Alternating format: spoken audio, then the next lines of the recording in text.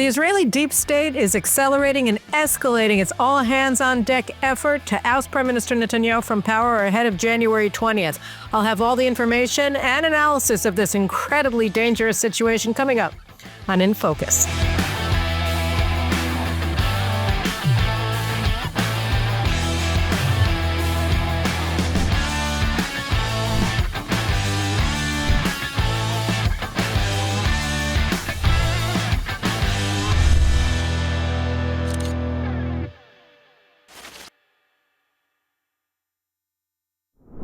Okay, what am I talking about with this coup? Let me just start with the latest headlines, and I'm going to move backwards to the analysis so you know what's going on. The prime minister has been on trial for various corruption allegations, which I'll get to in a second. They've all fallen apart, but no big deal. The prosecution rested its case in shambles in August. And now on December 2nd, the prime minister's defense attorney is supposed to start with his case, providing his case. And the first witness that is supposed to be testifying on behalf of the prime minister is the prime minister himself. And in all the previous 4 years of this trial, each of the witnesses has been expected to testify 3 days a week. And in the case of the prime minister, it's supposed to last for anywhere between 3 and 6 weeks. Now, each witness who testifies in hearings that last about 7 hours. So we're talking about testimony from the prime minister of 21 hours a week, every week for the next 3 to 6 weeks in order to complete his testimony on behalf of himself in this trial. And it's essential, apparently, from the defense's perspective, that he be the first witness in the trial for himself. So now, under normal circumstances, if Israel wasn't in a state of war, it would probably be possible for the prime minister to figure out a way to get this done. But now we're in war. We're in a war for our national survival, right? We're being mauled by hundreds of missiles and drones and rockets every single day, not only from Lebanon, from Hezbollah, but also from Iran's terror proxies in Iraq and in Syria and in Yemen, the Houthis. So we're getting slammed from with missiles from 4 different fronts, mainly from Lebanon, but not only. And we're in a very precarious time diplomatically, where you have a hostile administration that is looking for a way to harm Israel as it walks out the door, and an incoming, very friendly administration that isn't in power. So this is these are dangerous shoals that have to be tread very carefully, and you have to and you have to do it while you have soldiers who are fighting in very, very difficult battles, both in Gaza and in Lebanon. Yesterday, we lost 6 more soldiers in a battle with Hezbollah forces in South Lebanon. Okay, so this is a very, very dangerous war. It's a war for Israel's national survival. We haven't finished. It's not over. We're still in the thick of things. And again, we're in a very precarious diplomatic environment with the outgoing Biden administration on the one hand and awaiting the very friendly Trump administration on the other hand. So obviously, the prime minister has to devote all of his time and efforts to leading Israel in this war. But no, the court expects him to begin testifying 21 hours a week for between 3 to 6 weeks on December 2nd. So Prime Minister Netanyahu's attorney, Amit Haddad, petitioned the district court in Jerusalem that's hearing the case and asked the 3-judge panel to allow them to delay the opening of the defense's case for 2 months. He said, we're not asking for postponement indefinitely. We're not asking for the trial to be frozen until the war is over. We're asking for another 2 months of delay. And the prosecution went nuts. You'd think that this was a normal request. In fact, it's very modest, because in normal operating democracies, if a prime minister is on trial, then either the entire proceeding against him is frozen for the entire period that he's serving as prime minister or president of the country, or the charges against him are dropped altogether, because you don't want the leader of your country, and this is whether in peace or at war, to be in any way distracted by the fact that he has to defend himself in criminal proceedings. So in a normal country, that would be the case. But in Israel, we're not a normal country. So in Israel, where we have a legal dictatorship of both judges and state prosecutors, all that the prime minister of Israel's defense attorney asked for was a 2-month postponement. And the prosecution said, absolutely not, under no circumstances. We don't want the trial to go on for too long. after they took 4 years making their case and then refused. Well, I'm getting ahead of myself, but they took actions in just recent months to prolong the trial much longer than it otherwise would have been necessary. So they're saying we need the trial to end as quickly as possible, and therefore it doesn't suffer a 2-month postponement. 2 months out of 4 years already that we've been through this, and another 4 years of hell with these investigations of the sitting prime minister, beginning at the end of 2015 and going forward until his trial began in 2020. So this is a crazy claim by the prosecution, but that's their claim. It makes no sense. We're in the middle of a war. He is the prime minister, and he's saying, no. He has to start his testimony now. And then the judges, you would have thought, well, they would definitely accept the prime minister's attorney's request because it's so obviously reasonable and modest, but no. They agreed with the prosecution, and they said, nope, the prime minister has to begin testifying. Nothing material has changed since we made that determination in the past, like that we're at war. No, nothing. He has to start, like it or not, on December 2nd, deal with it. So what's interesting about this is, why is all this happening? Any reasonable person would look at this situation and say, this is insane. How can you require the prime minister to be tied to the witness stand for 21 hours a week for 3 to 6 weeks? That makes absolutely no sense. In examination, cross-examination, why would you do that? Why would you do that to your country? Obviously, the public interest is harmed by your decision. And here's the rub. Well, there's the public and there's a legal fraternity, and the public be damned, because the legal fraternity has determined that the only important thing in the state of Israel is ousting Netanyahu from power, which is why they've been carrying out this prosecution all along. And so what are they actually trying to do here? When Netanyahu was elected in November 2022, one of the many in-house NGOs that work hand in glove with the Supreme Court to give the Supreme Court the ability to govern from the bench, they petitioned the Supreme Court and said that Netanyahu is unfit to govern and should be blocked from forming the next government because he's on trial. And Netanyahu's attorneys responded to the petition and said there's no reason why Netanyahu can't perform the duties of office while he's standing trial. And therefore, he's not unfit to serve because he can do both at the same time. Okay? And so the justices, instead of throwing this case out and not accepting it because it's insane that anybody thinks that they have the power to determine whether the man who was just elected prime minister in a democratic election in the country has that it's not theirs to decide. The public just decided that Netanyahu is going to be the next prime minister. Not only did the Likud get far more mandates in the Knesset than any other party, but it was clear that there were 4 parties, all of whose voters voted for those parties, understanding that they were going to be coalition members in a Netanyahu-led government. So you had over 2 million Israelis who voted for this government, and they got 64 seats out of 120 in the normally evenly split Knesset, and there's no question that he was going to be forming the next coalition government. So rather than saying, we don't have any standing here, we're not a side in this is a democratic determination by the voters in an election, they accepted adjudicating this insane petition, and they said, okay, we'll accept the prime minister's claim that he can do both. Okay, not that it was unjust to even think for a second that there was any question that that a prime minister could be ousted from power because he's standing trial, right? No, that wasn't what the court did. So now what's going to happen? You're going to get a petition to the court. This is as clear as day from the same, in-house NGO that works with the court. It's probably going to be the Association of Civil Rights in Israel, because that's what they do. They conduct lawfare against the right through the Supreme Court. And they're going to say, look, the prime minister's office just said that he can't be prime minister and give testimony at the same time, and therefore you have to declare that he's unfit and oust him from power. And we can expect the Supreme Court to do so that Israel is in the midst of a constitutional crisis, and the district court judges, the 3-judge panel that just ruled that Netanyahu has to testify, and the prosecutors who insisted that he testify, were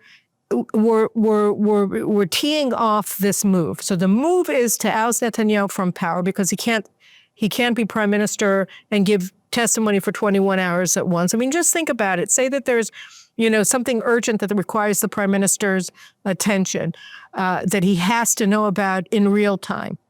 You're not allowed to interrupt the proceedings of the court in order to do it. There's another reason why this shouldn't be happening. The Netanyahu's private home was bombed by a drone just a few weeks ago.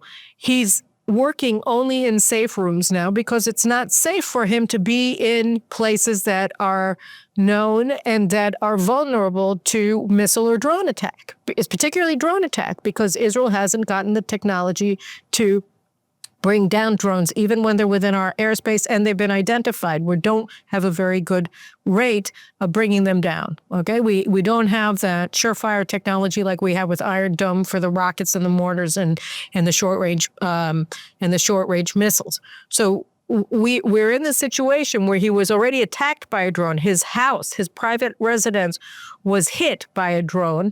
And if it's known, everybody knows the location of the district court in Jerusalem. All you have to do is locate it on Google Maps or Waze, right? So you have all the targeting information right there for Hezbollah sitting there, right? And so he can be shot. They know that between the hours of 8 and 3 or 8 and 4 every day, he's going to be sitting and giving testimony in a specific courtroom in the district court. And so it's just, so putting him there not only endangers the prime minister of Israel, it endangers everybody involved in his court case. And then there was a reporter from one of the channels yesterday. He went to look at the shelter to see whether it's possible to hold a trial in the bomb shelter in the district court. And lo and behold, the answer is absolutely not. There's no way to hold it there because it's not a real bomb shelter, and it's certainly incapable of holding hearings. So there's no possibility of protecting the prime minister while he's giving testimony, and there's no way of protecting the other people in the courtroom while the prime minister is in the courtroom. Okay, so it's insane. It's insane on a national security level. It's insane on the personal safety of the prime minister, and it's just insane from a democratic perspective. They say that the public interest is harmed if he doesn't. No, the public interest is harmed if he does. Right. But that's not the point. The point is that the public be damned. These people want to oust the prime minister, and they see this as their golden opportunity to do so. Because if he can't give testimony and be prime minister at the same time, then he can't be prime minister. Because obviously the testimony is more important than his duties as prime minister, for which he was elected by we the people. But who the hell are you the people? We, the justices of the Supreme Court, the judges of the district court in Jerusalem, and of course the state's prosecution and the media. And by the way, what's interesting about the media is that they've played a pivotal role here in intimidating the judges at the district court, because when it was clear that Netanyahu's attorney was going to make this request to the district court, you started getting all the court reporters doing these leery reports, threatening the judges in the district court with humiliation, with shame, with attacking them if they even think for a second that he deserves a postponement of his testimony. Then they're going to go down in history. And this was in Channel 12, Guy Pelly, Channel 13, Aviad Glickman. All of these people who have been part of the Lawfare operation, pivotal, key characters in the cast of characters that has been carrying out this legal coup against the prime minister. So they've been doing that.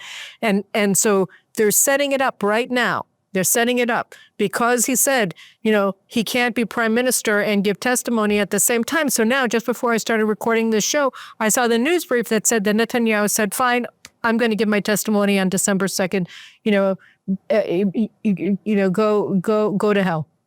But here's the problem, right? I don't want him to give testimony on December 2nd. I'm sure that he's going to just whack every single ball that they throw him out of the court, and they're going to look like idiots. There's no doubt in my mind that his testimony is going to clear him, and they're going to look terrible when he's done. But I don't care. That's not what I care about. What I care about is having a prime minister who's running the war. I don't want this trial right now. I want this trial to be postponed until the cows come home. As far as I'm concerned, it's not important.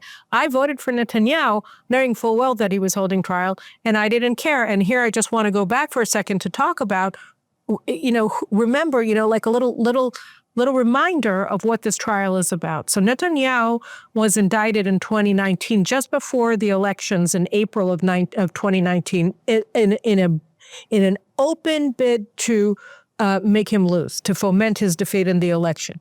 And it was stunning. It was actually the Attorney General Avichai Mandelblit announced Netanyahu was that he was going to indict Netanyahu. Well, that was we remember he had 4 elections. So right before the second elections, he announced that he was going to indict him. But before the 19 elections, he announced that he was thinking about indicting him, which is like, who does that? But he did it in order to try to change the outcome of the elections. And then he indicted him before, I think, the third election. And before the second election, he said he gave a press conference while Netanyahu was at the White House with Trump, and they were unveiling the deal of the century for peace. And there was a split screen. There was Avichai Mandelblit on the right, Prime Minister Netanyahu and Donald Trump on the left in the White House. And they were announcing the peace plan, and he was announcing that he wanted to send Netanyahu to jail.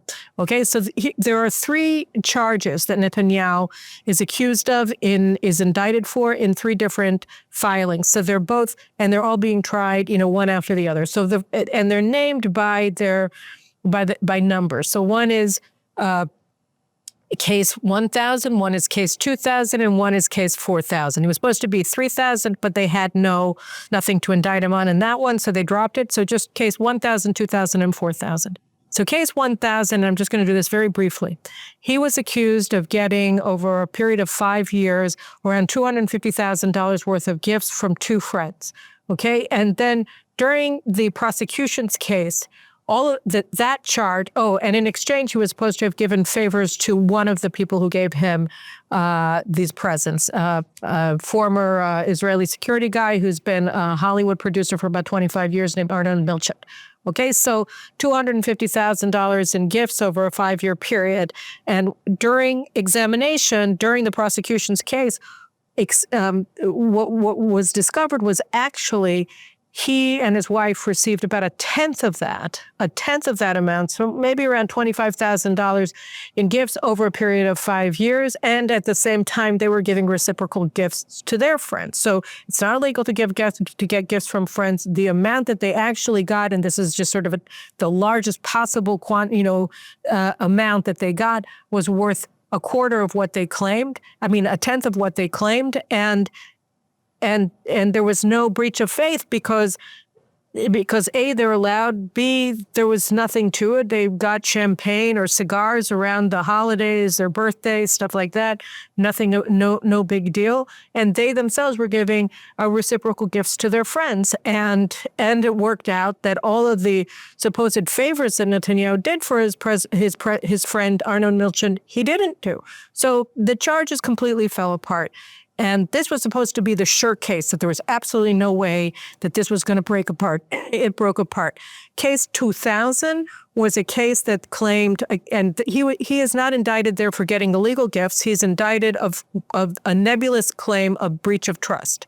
So this is something that's just a manufactured claim that is completely up to the judge to determine whether there was a breach. But there was obviously no breach of trust here, because he didn't get what they claim he got, and he didn't do what they claimed he did. So that case fell apart in the prosecution's case. Case 2000, also a breach of trust case. And what was the case about here? They claimed that he was offered a bribe by the publisher of Israel's now second largest daily newspaper, Yediot Achronot, which has been hounding Netanyahu basically since he entered politics in the 1980s. They hate him. And for many, many years, Yediot Achronot was a monopoly in the newspaper market. And if you add to that the broadcast interests that the Yediot Achronot group has in both Israeli television and in Israeli radio, it was a media monopoly in general. And then in 2007, a competing newspaper, Yisrael Hayom, began being published by the late magnate Sheldon Adelson, and it was supposed to offer a contrary right-wing view to Yediot Ahronot, which is a radical leftist newspaper. So you had one radical leftist newspaper that had a monopoly share on the entire media market. In 2007, Sheldon Adelson started publishing this free newspaper called Israel Hayom. And it was undermining Yediot Ahronot's not only power and influence, but also their profit margin, because it was a free newspaper that was able to keep going because of advertising revenue. And people were taking that for free rather than buying Yediot Ahronot. So the claim was that in a series of meetings in 2014 between Netanyahu and Arnon Moses, Arnon Moses asked Netanyahu to get his friend Sheldon Adelson to scale back the amount of papers, the distribution of Yediot Ahronot, and in exchange he would relent in a law that he was trying to get passed in the Knesset that was going to force Israel Hayom to close by forcing it to charge money for the newspaper. And so under examination, it worked out that no, in fact, that Netanyahu never made any promise to Arnon Milchik. To the contrary, he brought down his own government in order to block the bill, the Israel Hayom bill, from passing through the Knesset after a preliminary reading. He brought his own government down and went to new elections in 2015 to protect Israel Hayom from this law that was drafted by Noni Moses and put forward by one of Noni Moses's favorite politicians, then Justice Minister Tzipi Livni. Okay, so it was like there was a corrupt relationship between Noni Moses and Yediot Ahronot and a bunch of politicians, 43, who voted on behalf of this law. And he had an acrimonious relationship with Netanyahu that always got he always gave bad coverage, horrible, withering coverage, he still does to this day, against Netanyahu. And yet Netanyahu is indicted for breach of trust because he met with Noni Moses. There's no crime, there's no whiff of a crime, but it doesn't matter. They were using these as a means to try to say that he was in an influence peddling mode with Noni Moses, which didn't happen. So that case also fell apart during the prosecution's presentation of their witnesses. The third case is case 4000, and it's a case in which Netanyahu has been indicted for bribery, for accepting bribes, in which he received positive coverage from a website called Walla. And in exchange, he gave regulatory favors to the corporation that owned Walla, Bezeq Telecommunication Corporation, that was owned by a friend of Netanyahu's named Shaul Alovich. Okay, and here the claim fell apart in two ways. First, all of the witnesses for the prosecution failed to make the claim that Netanyahu had given any regulatory favors to Bezeq, because he didn't. He wasn't involved in it. And in fact, the regulatory environment that Netanyahu had initiated with Bezeq was harmful to Bezeq. So not only did it not get any favors, actually Netanyahu's policies were harming Bezeq Telecommunication conglomerate. And on the other hand, of the bribe, essentially, that he was supposed to be getting positive coverage from this website that was owned by Shaul Alovich and by Walla, works out that he got horrible coverage, almost uniformly terrible coverage on the website, so that he got terrible coverage and he gave no regulatory favors.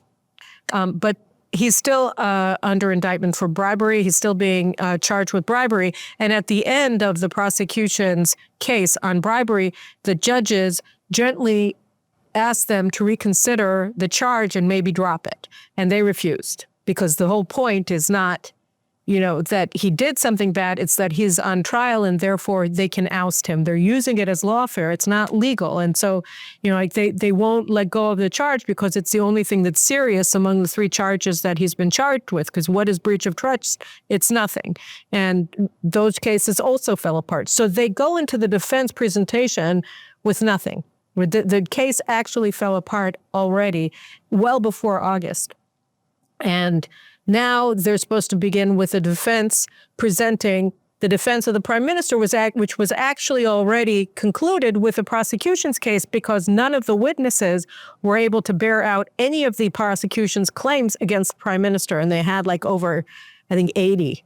All right. And none of them were able to do the work. And of course, they're the ones who are supposed to be proving beyond a reasonable doubt. They weren't able to prove beyond an unreasonable doubt. Like there was nothing there. So anyway, now they refuse to drop any of the charges. So the defense has to present its case, and they expect that it's going to go on for another 4 years. So this can go on until 2028, 2029.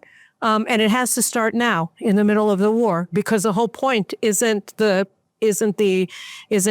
get him convicted, it's to get him ousted. This is a political ploy, not a criminal ploy. They're using the allegations of criminal activities in order to oust the prime minister from office.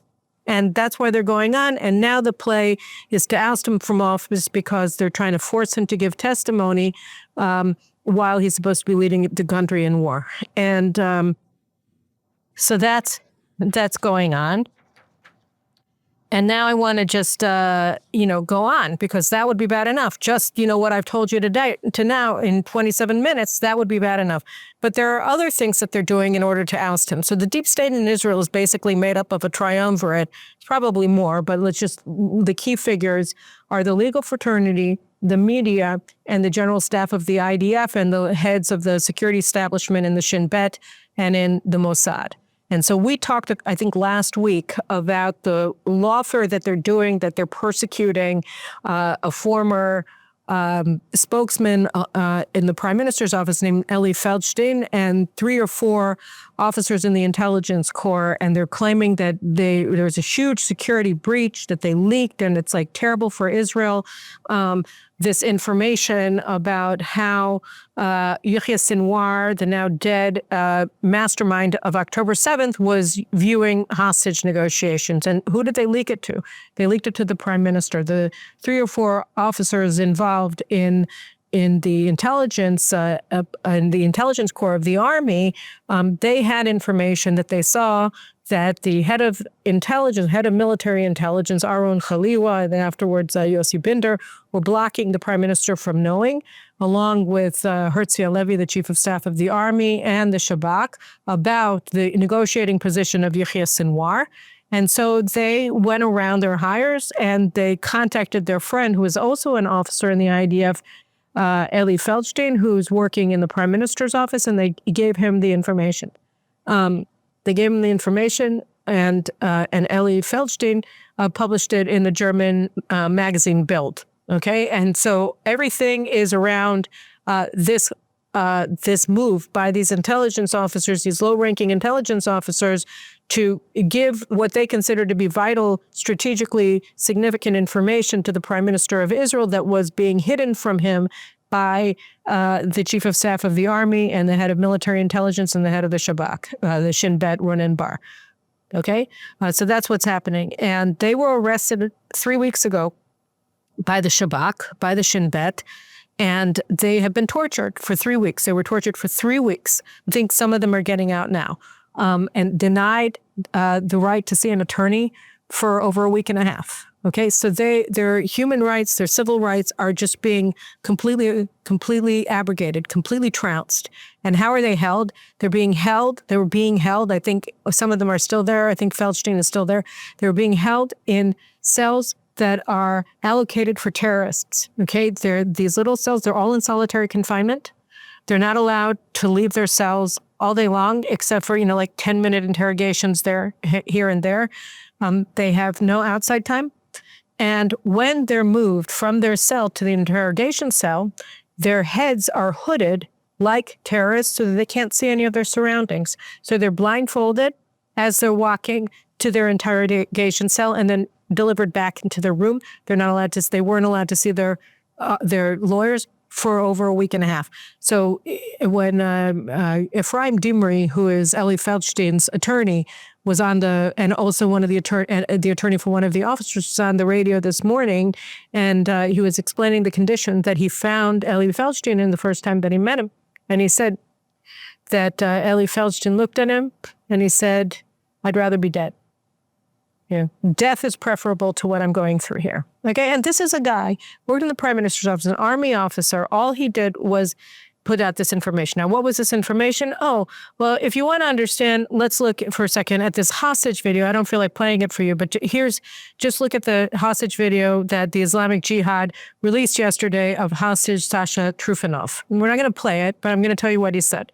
Okay, so this is Sasha Trufanov, who has been a hostage since October 7th. Sasha was kidnapped from his mother's home in Nir Oz kibbutz, along with his girlfriend, his mother, and his grandmother. His father was murdered. So the four of them were kidnapped to Gaza. Sasha, who works for Amazon, and Jeff Bezos, to his shame, never said a word, has not said a word. Amazon has not said a word about their employee, who is an engineer, Sasha Trufanov, who is being held hostage in Gaza. And so this is actually the third video that was released. Sasha is also a Russian national. His grandmother was released as a gesture for Vladimir Putin, and his mother and girlfriend were released in the the ceasefire for hostages in November. So Sasha was left behind, and there was this video of him. And what did he say in this video that, aside from his picture, I don't want to show you? So Sasha said there, well, you have to, he said, thank you all for opposing Prime Minister Netanyahu. You have to go out into the streets and demonstrate. We want you to demonstrate. You need to demonstrate for me because I'm suffering because of the prime minister who's forcing this war on us. That's not going to get me free. And you have to go and you have to demonstrate. And I want you to, I want you to step up your anti-government and demonstrations, block traffic, paralyze the economy for at least several days. That's the way to do it. That's the way to get me out. It's the way to oust Netanyahu from power. So what he's saying is precisely what Sinwar said in these documents that he approved going back, I think, to January. Okay, this was first published actually in January. So Sinwar, they captured these documents in one of these tunnels that the IDF took over in January, and they found a computer that Sinwar had been using. And these were his instructions to the negotiating team, that you have to blame Netanyahu for the plight of the hostages. You have to say he's the one blocking the deal, and that the fight is killing the hostages, and the hostages are being protected by the terrorists who are holding them. And in every single hostage video, lo and behold, this has been what the hostages have been saying, because obviously the script is written for them by their captors, and this is what Trufanov said in the video that was released yesterday. Okay. And all of this was in the computer data that the army was hiding from Prime Minister Netanyahu, that Eli Feldstein got out with the help of these intelligence officers who gave the information to him that the chief of staff of the army and the head of intelligence and the head of the Shin Bet were blocking from the prime minister receiving. And so now they were tortured by the Shabak for 3 weeks for this. The officers, and it's not to get an admission. The officer who gave Feldstein the information admitted that he was the source of the information to Feldstein the first day, like an hour after he was arrested. But that wasn't the point, because the point is that the Shabak is using their arrest to try to force Feldstein to turn state witness against Netanyahu. And that goes back to cases 1,000, 2,000, and 4,000, because what happened when they were building this case is that the police investigators, acting at the orders of the prosecutors, literally tortured Netanyahu's top advisors and his friends, including Shaul Alovich, a 70-plus-year-old man with a heart condition, his wife, Iris, and his mother, and his son, and threatened to bankrupt him unless he turned state witness against Netanyahu. He didn't, because he said, I have nothing to give. They went after Shlomo Filber, who was the Director General of the Ministry of Communications. They held him under arrest for weeks, like they did the Aloviches, until he broke. And they threatened his son. They threatened his businesses. They destroyed his reputation. They did it to Nir Chefetz, who was Netanyahu's spokesman. They destroyed his marriage. They did it to Ari Harrow, who was Netanyahu's the head of his office. In case 2000, they destroyed his family. They got him divorced from his wife. They broke up his family. They tried to bankrupt him. They destroyed his reputation. They destroyed his health. All of these things.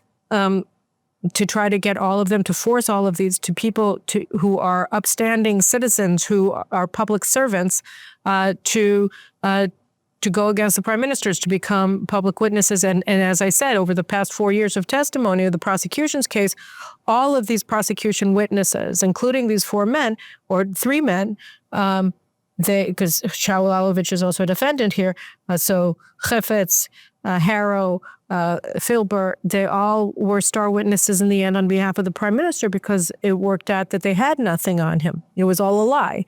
So here, too, they're trying to get Feldstein broken. They're trying to break him so that he'll say something about Netanyahu so that they can get Netanyahu. And this isn't the only thing that they're doing. Today, his chief of staff, Tzachi Braverman, is speaking to Israel's version of the FBI. He's being questioned about claims that he doctored protocols after October 7th to try to make the prime minister look good. The case was already investigated, and it fell apart months ago because they have nothing. They just regurgitated it because they wanted to make it look like they've got a lot of stuff on the prime minister. So he's having to undergo an investigation today with these interrogators when he did nothing wrong. And it's already been proven that he did nothing wrong, but they don't care. They just want to keep it going. They want to keep the story in the news to make it look like Prime Minister Netanyahu is terrible.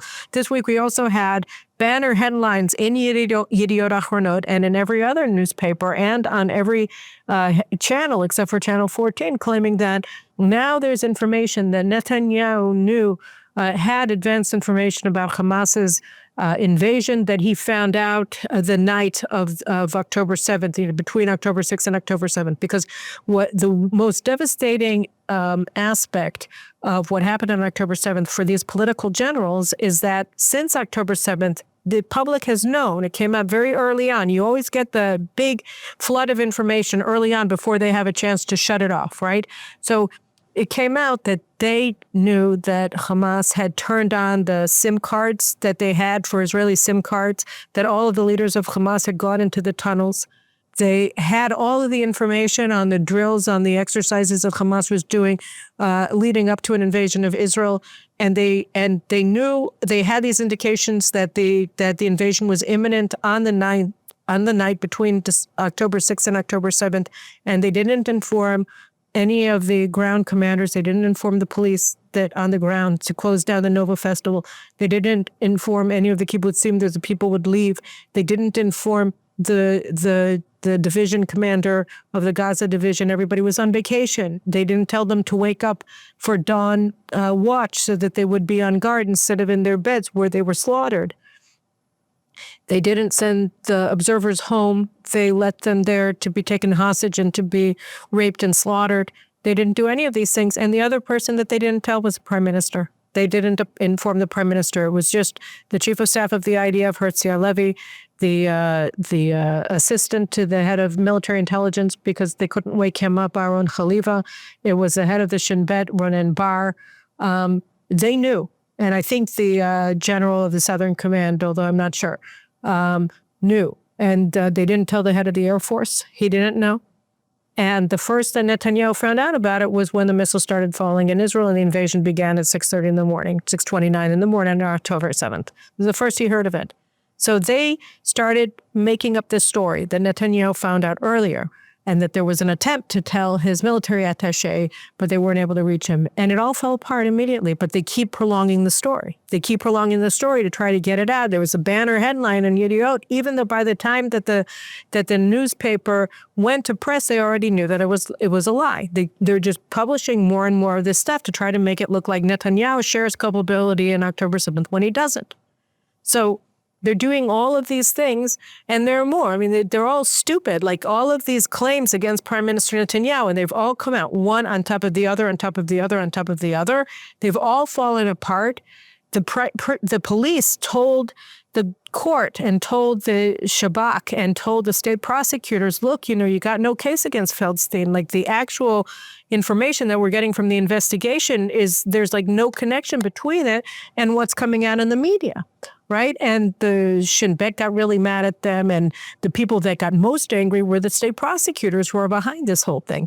So, you have these reserve officers in intelligence who have, spent over 200 days in reserves fighting this war, right? And they're under arrest now. They're being treated like terrorists with hoods over their heads, in solitary confinement, in terrorist cells. for nothing. And why? Because they're trying to get the prime minister. And why is it so important to oust him? Because Donald Trump. Because on January 20th, Donald Trump is coming into office. And he's coming into office with a mandate and a goal of destroying the American deep state that went after him, that did the exact same things that our deep state is doing to Israel and is doing to the prime minister. They did them to him, and he's breaking them apart. I mean, you see all of the appointments, Elon Musk, Vivek Ramaswamy, they're supposed to go after the bureaucracy. You have Matt Gaetz, who's like the executioner, who's supposed to take over the Department of Justice as Attorney General. You have Pete Hegseth, who's supposed to fire all of the DEI generals who have been demoralizing the forces and changing the mission of the American military and destroying recruitment, because who wants to go into that kind of a woke military? I mean, he's got everybody in, to like go after everybody, right? John Ratcliffe at the CIA.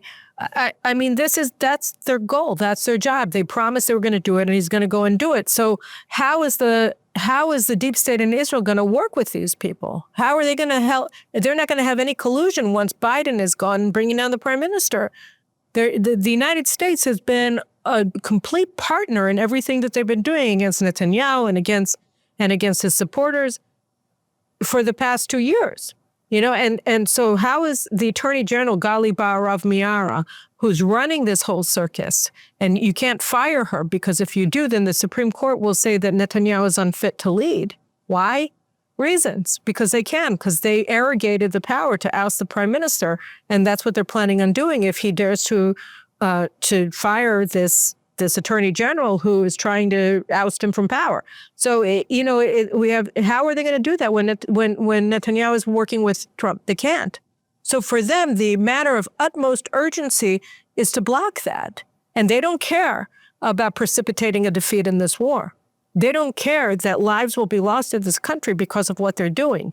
They don't care that the public wants Netanyahu to be prime minister. I mean, all of the polling data show he just keeps going up. Right now, under his leadership, not only is the Likud polling better than it won in the November 2022 elections, but his coalition itself is growing.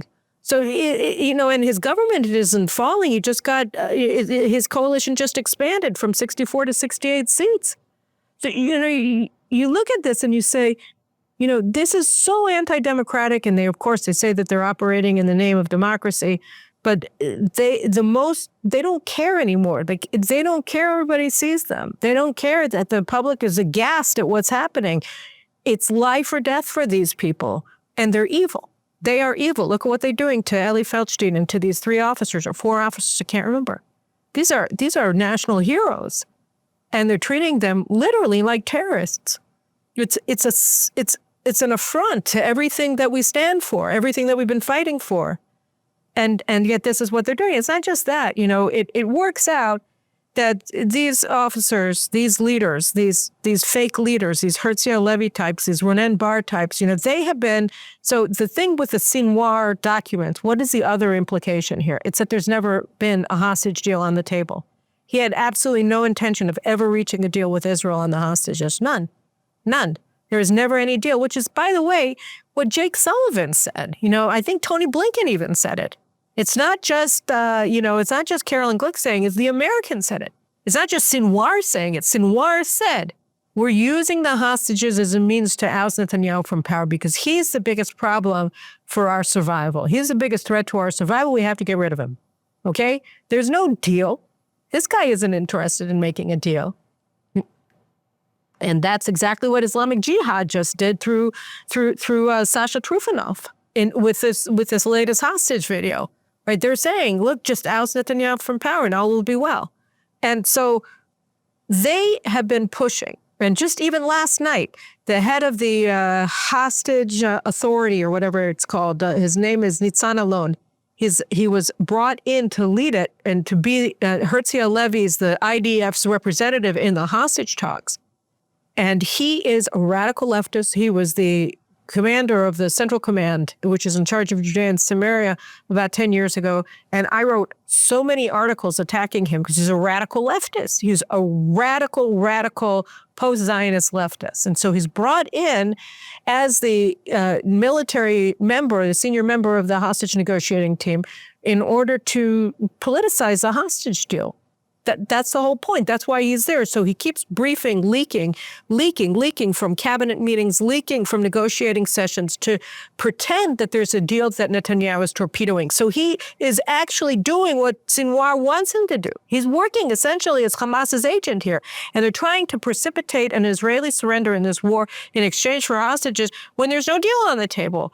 And why are they trying to do this? Because they don't want us to win. Netanyahu gave this speech, and I'll just show you a clip of it here. בימים האחרונים, הלשכה שלי נתונה למתקפה פרועה וחסרת מעצורים. בעוד הממשלה והקבינט בראשותי פועלים ללא הרף להדוף את אויבינו שמבקשים את השמדתנו. פועלים ללא הרף להביא להכרעת אויבינו.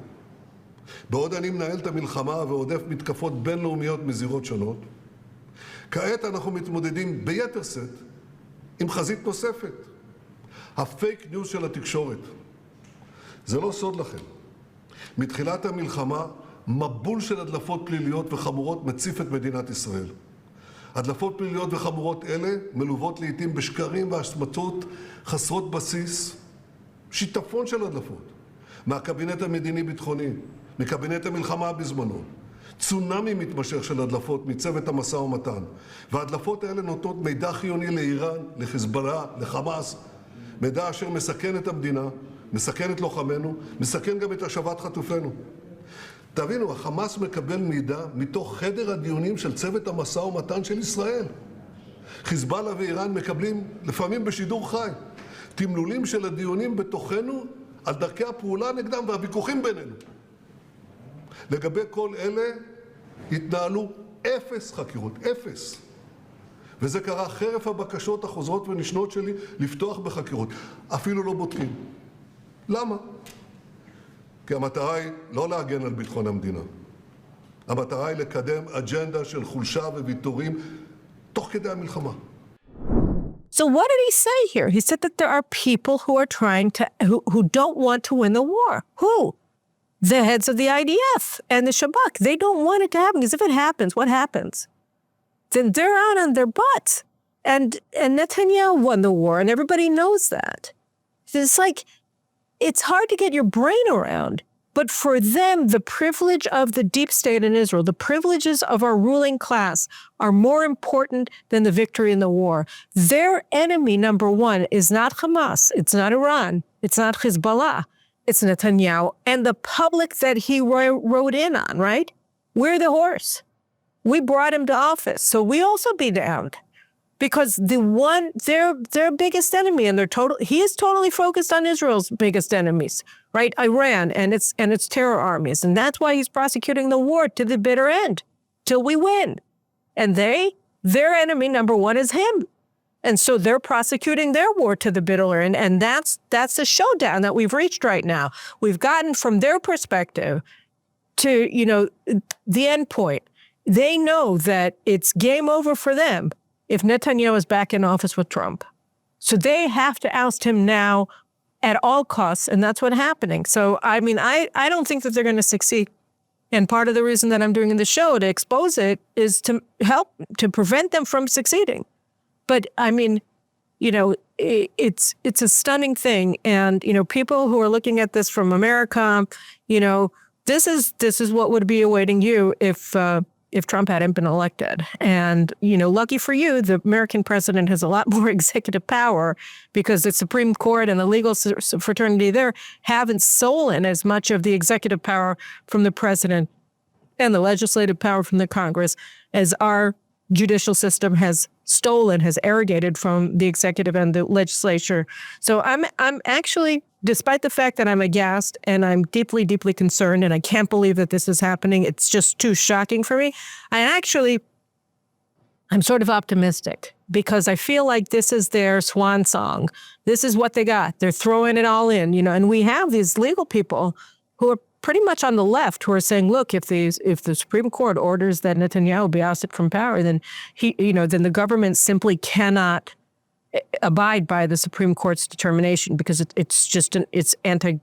destroys Israeli democracy completely, and we can't have that. So you have leftist jurists who are even acknowledging, well, one, but whatever, that's enough. And we can make him a plural. Probably he'll have a friend. It's insane, and the people won't take it. And that's the last thing that I'm going to say here. We've been through so much this year, and we're not going to take it. It's like one thing you could make these claims when it was all theoretical that reforming the judiciary was somehow or another going to harm democracy. People don't know what you're talking about, and you're saying it 24/7 on just about every single news outlet in the country. You're rallying for it. All the beautiful people are out in the streets with all the best rock stars, just like Israel's version of Taylor Swift and all the rest of them on the stage in Tel Aviv at these protests, calling for protection of democracy. You can kind of understand why people might be swept up in the moment, not to mention the fact that they have massive support from the Biden administration behind all of their efforts to oust the sitting prime minister from power. But, then October 7th came. And that was a pivot point in Israeli history. That was a pivot point in Jewish history. And, and you can't unsee what you saw. They knew about it at least several hours ahead of time. They could have prevented it.